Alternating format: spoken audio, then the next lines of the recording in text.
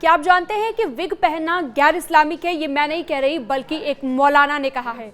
आजकल मुस्लिमों में विग पहनने का चलन तेजी से बढ़ता जा रहा है। इसको लेकर देवबंदी मौलाना दारुल उलूम देवबंद के एक पूर्व के फतवे का हवाला देते हुए ये बात कही गई है एक मौलाना की ओर से कि अगर कोई मुसलमान विग या फिर नकली दाढ़ी लगाकर नमाज अदा करता है तो ऐसे में नमाज पूरी नहीं होगी और इसे अधूरी माना जाएगा। किसने ये कहा है ये भी आपको बता देते हैं। सहारनपुर में देवबंदी उलेमा मौलाना कारी इसहाक गोरा ने विग लगाने को हराम बताया है। उनकी तरफ से यह अहम बात कही गई है। उन्होंने ये भी कहा कि सिर, दाढ़ी या फिर मूंछों पर बनावटी बाल लगाना यानी कि विग लगाना वजू और गुस्ल करने में नाजायज माना जाता है। अगर कोई व्यक्ति ऐसा करता है, विग लगाता है, नकली दाढ़ी लगाता है और नमाज अदा करता है तो ऐसे में नमाज आपकी अधूरी मानी जाएगी। ये उन मौलाना की ओर से कहा गया।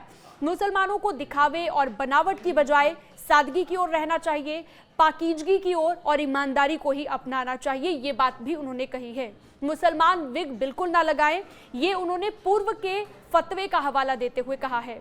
उन्होंने ये भी कहा कि साल 2016 में दारुल उलूम देवबंद ने एक फतवा जारी किया था जिसमें नकली बाल को नाजायज बताया गया था और इसी फतवे का हवाला देते हुए अब ये बड़ी बात उन्होंने कही है। सिर पर विग लगी होने की वजह से जिस्म पाक नहीं हो पाता, ये भी उन्होंने जिक्र किया और आगे ये भी कहा कि विग लगाने या फिर नकली दाढ़ी लगाने से न सिर्फ तबीयत में बनावट आ जाती है बल्कि जब आप वजू करते हैं या गुस्ल की शरई शर्तें जो होती हैं वो भी आपकी पूरी नहीं हो पाती हैं। इसलिए विग लगाने को हराम उनकी तरफ से बताया गया है। आजकल देखा जा रहा है कि हमारे मुआशरे में मसनूई बाल यानी विग का बहुत ट्रेंड चल रहा है और देखा जा रहा है कि लोगों में इसको लेकर तरह तरह की कंफ्यूजन है कि ये शरीयत के हिसाब से जायज़ है या नाजायज़ है।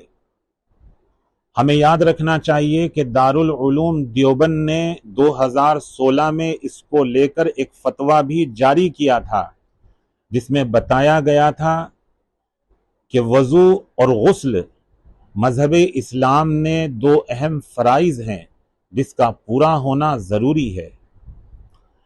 विग लगाने के बाद जो हमारी त्वचा है उस तक पानी नहीं पहुंचता, इसीलिए दारुल उलूम देवबंद ने विग से परहेज़ करने के लिए कहा था। हालांकि दारुल उलूम देवबंद ने हेयर ट्रांसप्लांट पर कोई एतराज़ नहीं जताया था। हमें याद रखना चाहिए कि दारुल उलूम देवबंद का हर फतवा 100% दुरुस्त होता है।